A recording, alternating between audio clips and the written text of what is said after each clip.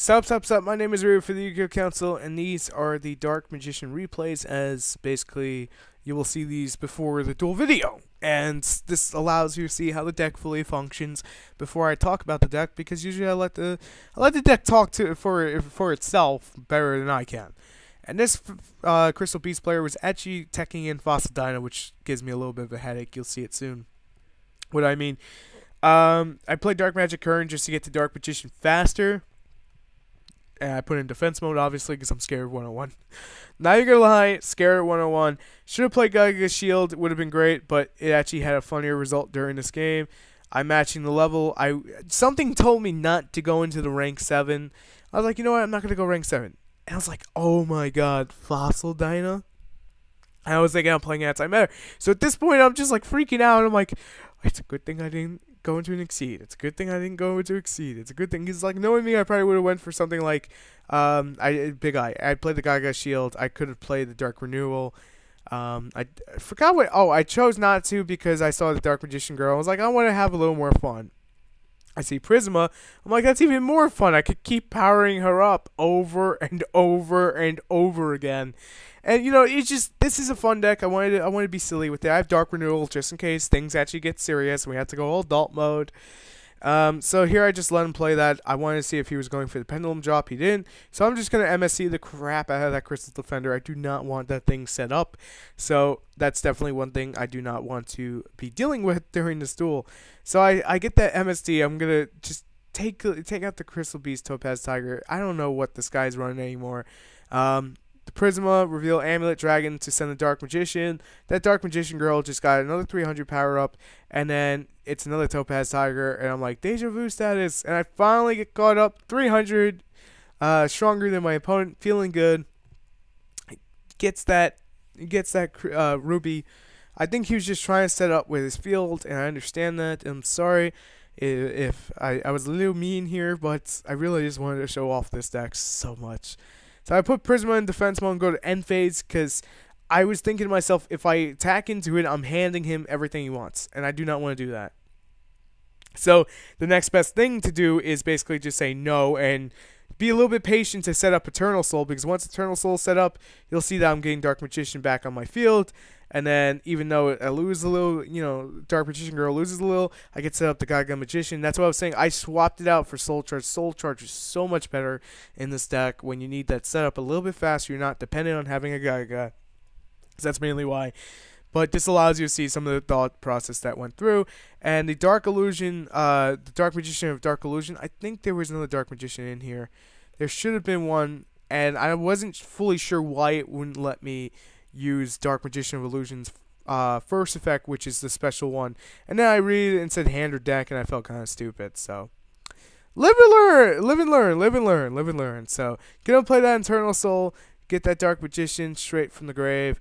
This guy is now set up. Oh wait, let's go a little bit further. Why not? You know, I'm gonna go 6, go that M7. I'm not gonna go Magic Girl. That's too good for me, man. That's too good.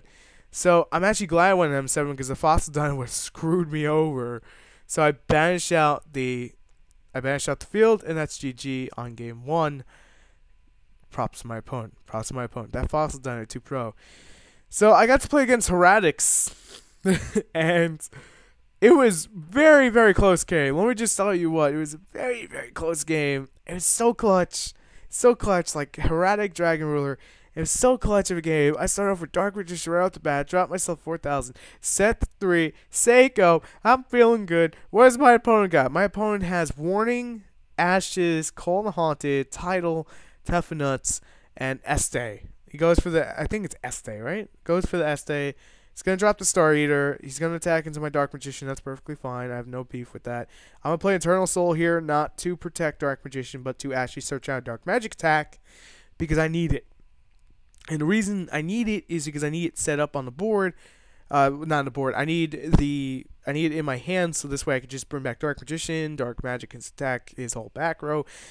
And I'm not fully sure why I'm not sure if he couldn't, or he just felt like it was a waste of 2,000 light points. Why he had warning there? Kind of what screwed me up.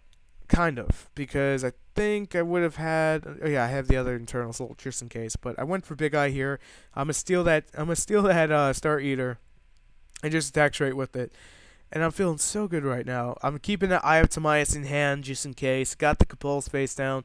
I'm controlling this game, and I'm feeling so good about it because, like, when I saw Heratics, I was scared shitless. And I just brought my A game, tonight when I was filming this. And same night that, that I'm basically... Well, the same day I'm showing you this was the same night I was playing it, like, what? I think like freaking 12 at night or something. Wasn't that bad. About an hour ago, so... Because I was filming Pokemon. But that's going to be GG. Can't survive that. And then, basically, I would have Iron Tamias into Amulet Dragon. Dropped another Dark Magician off the Eternal Soul. Brought back the same one. And it would just been freaking priceless. And I have 2 more duels for you guys. Sorry about that. I'm still getting a little bit of stomach trouble. Still feeling the hospital woes. Let's just say hospital is never fun. But this opening hand, this is the reason why I incorporate stuff like Soul Charge and Pod Duality.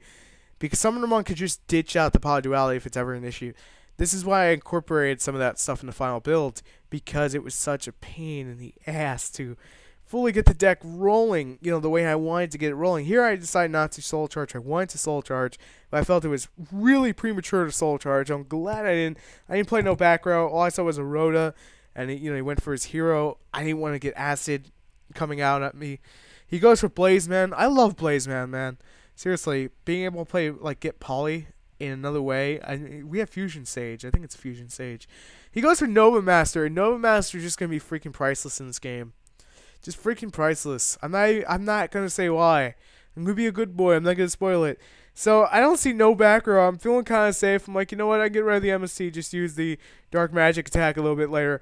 Here I'm going to use the Prisma effect to just Amulet Dragon. Boop. Drop the Dark Magician. Go for the Soul Charge. Let's get those 2 Dark Magicians out of the graveyard. I could have brought back another monster. I believe there was another monster in there. It was probably a Prisma, if I recall correctly. I snatch his Nova Master up, and I bring back my Dark Magician. Just look at the plays this deck can make. If Soul Charge did not have the battle phase, GG. But thank God it does, because that would have been just stupid. Especially when it was at 3, that would have been really stupid. He plays Defusion, and I play Compulse, because I figured he wanted the materials to go into another fusion. I was not going to allow it. Here comes the Polymerization into Core. And oh my God, this is like the first time I've ever seen anyone drop this on the board, and it was super just like scary and fun to see. And I play Gaga Shield on Big Eye, and I'm just like, wait a minute, it's a spellcaster. And it's one of those things you kind of just overlook, because it's just another, like, honestly, sometimes I just forget what it is. And when I'm using stuff like Gaga Shield, which I normally wouldn't use on a daily basis, when I'm using stuff like that, I'm like, oh my God, I can do this and that with it. It's just so exciting. It's like so refreshing to get away from like meta-based stuff, or just my Chaos Dragons, or Blue Eyes, or Black Wings, or Dragon Princess. Just, I play a lot of Dragon decks. I'm not even gonna admit I have an issue. Here he could, right there, he could have went 101 and done something, I don't know what, but he could have sucked up one of them or just sat on it. But yeah, anyway, GG. Good game. Well played. Sorry about the sniffle there. Still getting over the cold, but well played. GG. Had that Dark Magic attack. So good. Just it was so good of a game. I love what this deck can do. It's so much fun. The Ghostly Swordsman's coming up. Oh my God, the Ghostly Swordsman was based on like, I'm just gonna leave it for it's gonna come out today. So lots of videos going up. Time Warner Cable will hate me as much as I hate them. Let's put it that way. By the end of the day, they're going to hate the crap out of me as much as I hate them. I go to Amulet Dragon turn 1. I'm feeling pretty good about that play. Something I'd never really done is gone Amulet Dragon turn 1. This was pretty early on testing. I figured why not, screw it. I don't remember much about this duel outside of the fact that I was playing the duel, not paying much attention to it, because I was literally sitting down eating dinner, because it was like, it's crunch time, I promised you guys I was going to get it out, and I just wanted really to just give it my all and get every single bit of footage I possibly could of this deck. And I had to go through a lot of freaking games to get this, because I had a bunch of them you know, the Dev Pro screw ups and all that, and I wanted to bring you just the first bit of it. If you want more of it, I'll gladly play this deck more. Gladly. Need a little bit of a break from it right now, but I'll gladly. There's a bunch of decks on my list. Bunch of decks.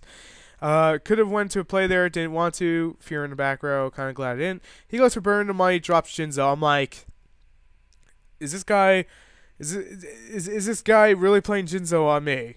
Like, my boy Jinzo on me. Like, and that's not my boy, but I fucking love Jinzo. So I MST the Burn of the Mighty. I ain't gotta worry about trap cards. I ain't gotta worry about none. So take out that Jinzo. Problem solved. I'm looking at my field like, what can I do in case something else comes out? Now, just for those who don't know, many of you probably already know, when he dies, when he's destroyed, wonka wonka, then you get one of the spellcasters back. I believe it's normal only. I'm not fully sure, because, again, this was, like, my first time really playing with the deck. Kind of bad that I have to admit that, but it's true. It's true. Plays Raigeki, I'm like, sweet. Just sweet. Get Dark Magician. Goes for a Bottomless. I'm chaining that Gaga Shield. I feel so sacky. Gaga Shield is so clutch. Spellcasters, man. So clutch. So clutch. So nasty. I get that Eye of Timaeus. I'm like, should I do it again? Should I do it again? I go another Timaeus. I was like, you know what? I'll wait. I'll just wait. I'm just going to be patient. I'm going to wait. Drops the Chaos Sorcerer. I play the Torrential, not even thinking about, maybe we'd have a second one because I had the Dark Renewal. But I was like, you know what? Don't need it. I see Eternal Soul, and I was like, woo! So I play the Eternal Soul. I'm going to set it down after this. I play the Eye of Timaeus, go to the Amulet Dragon, just bash out all the spells. I don't care how many they are. Give me the power boost. Just give me all the attack points you possibly can. Just stack on him. 3,500. That's great. Stab. Feeling good. Drop him almost by half. Have that Eternal Soul set. Have Dark Magic attack in hand. Have Dark Renewal. Oh my god, this deck, man. This deck. So, end phase didn't allow me to do it. That's perfectly fine. Don't really care. Don't need it. Don't need to do it. Play Eternal Soul. Bring out Dark Magician. People, this is why I'm not being mean. Gotta read your cards on Dev Pro. He plays Torrential. I lulled. I'm not even gonna lie. Wasn't being mean, but I lulled. And GG. Well played. Well, almost well played. That Torrential kind of screwed him. But thank you guys for watching, and welcome to the 3rd year of the Yu-Gi-Oh! Council. It's our anniversary, where we started. It just turned 3. I like, in all actuality, it's kind of funny. I never really said this, but the council was basically formed right after my first son was born, and the main reason was because my life turned 360 degrees. And one of these days I will talk about it if people want me to. And it was a great 360-degree turn, and I always look back on it every year, and that's why I like celebrating the anniversary of this channel, because it was like a great new start, and it's been a great journey, and that's why I'm so glad to bring the Pokemon Council back today. But deck profiles coming out for this, and there was something very special also coming out today, but I can't tell you what, and there's a live stream. Lots of stuff. See you later. You're going to be seeing me a lot today. Sorry. Flood your sub box. Peace.